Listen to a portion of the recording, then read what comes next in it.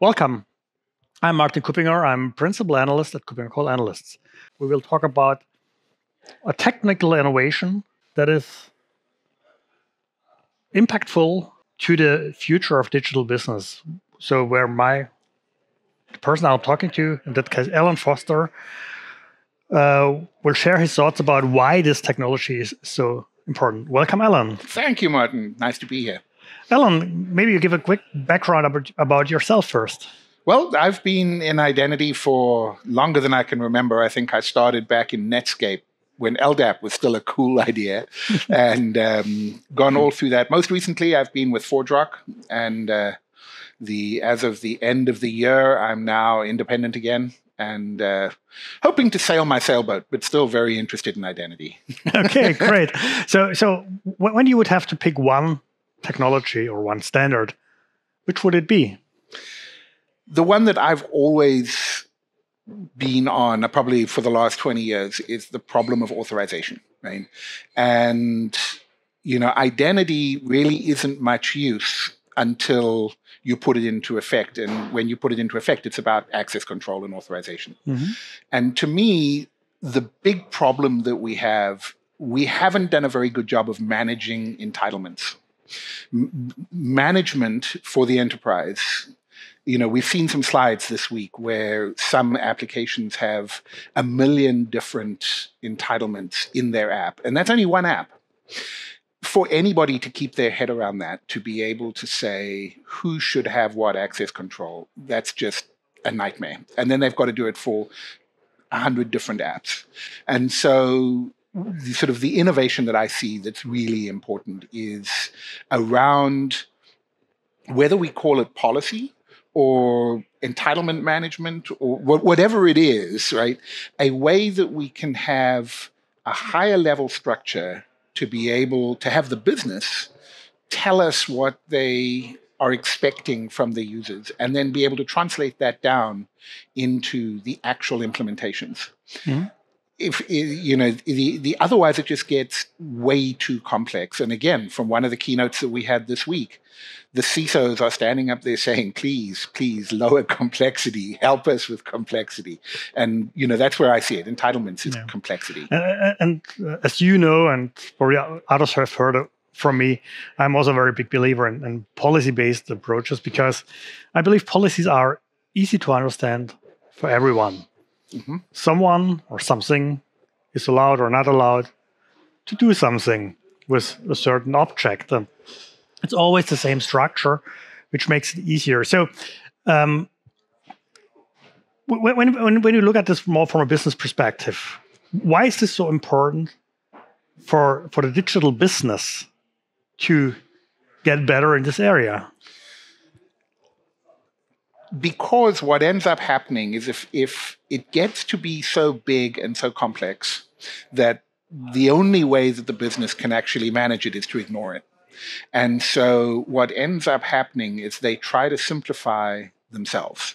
And the way that they simplify is by giving everybody all admin rights or trying to sort of separate into 3 different kinds of admins and giving those rights.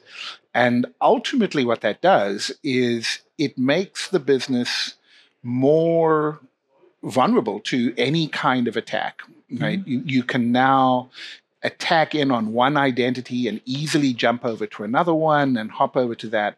And so really it's about vulnerability to the business. And if they can't manage that complexity, they don't have any alternative but to make it simple. Isn't it also a little bit about time to value and enabling faster development of digital service? Because we all know from software development that security and identity tended to be an afterthought, but added complexity at the end and delayed things. Absolutely. And on top of that, what ends up happening is that we fall back on something that we know. And so invariably, I know that RBAC is not exciting anymore. It was exciting 25 years ago, but yet many businesses and even many SaaS applications are falling back on RBAC. And, the understanding of what the roles are is gray at best. Most people don't really know what they are. So we see a proliferation of roles that we don't know what they do. And it just gets to be more complex. And that hurts the business because complexity is places that people don't understand. You're already answering in some way my next question, which would be about what happens to businesses that don't do it. They get to be more and more vulnerable and probably more subject to attack. And they start building up a considerable technical debt that because they don't have appropriate access controls in place, they have the possibility that, there's all sorts of pathways that bad people or hackers can come in and take advantage of that business. So they are going to be caught one way or another. Maybe it'll be an easy one that they can, catch early and can stop.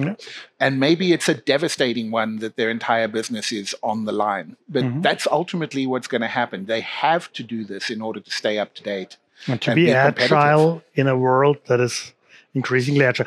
Allan, where do we stand with this? Well, on the bright side, we can say it's early days. We've tried several things, and like XACML. Like XACML, my personal favorite. Every time I say XACML, everybody laughs at me. And XACML had some big problems with it, make no mistake, right? However, it tried to address a problem that is still there. We've still got to solve that problem. There's some other things that have come up. We've done some very good things with things like OAuth 2 in terms of how we protect resources, the actual mechanics of protecting them.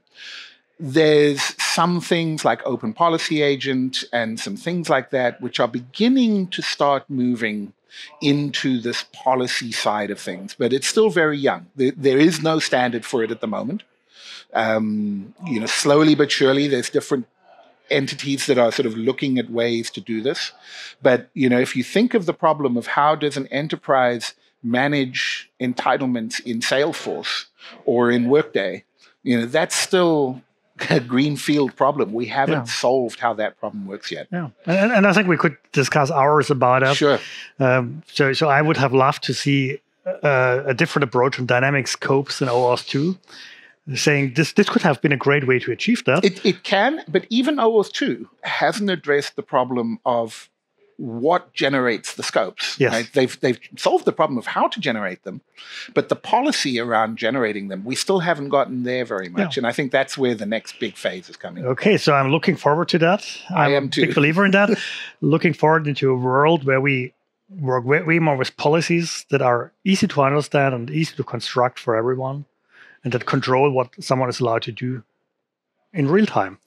Allan, thank you very much for taking the time to talk with me today. And thank you to the audience for listening in. Hope to have you back soon. Thank you.